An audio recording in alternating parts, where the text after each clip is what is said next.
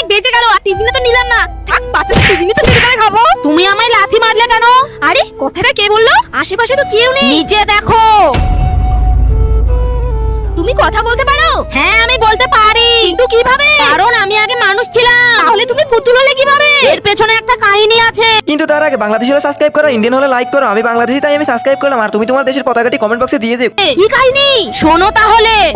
ওং ব্রিম ত্রিম স্বাহা। হ্যাঁ তুই কি স্কুলে পৌঁছে গেছিস? ওং। আরে আমি এই মূর্খ বালিকা, তুই আমার তপস্যা ভঙ্গ করলি, আমি তোকে অভিশাপ দিলাম।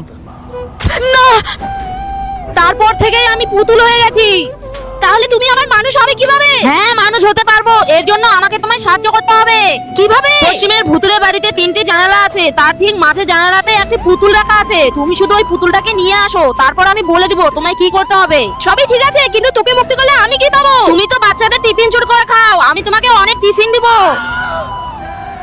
ঠিক আছে, তো বন্ধুরা, আমি ডেঙ্গিকে কিভাবে পুতুল থেকে মুক্তি করলাম সেটা জানার জন্য আমাদের চ্যানেলটিকে সাবস্ক্রাইব করো আর কমেন্টে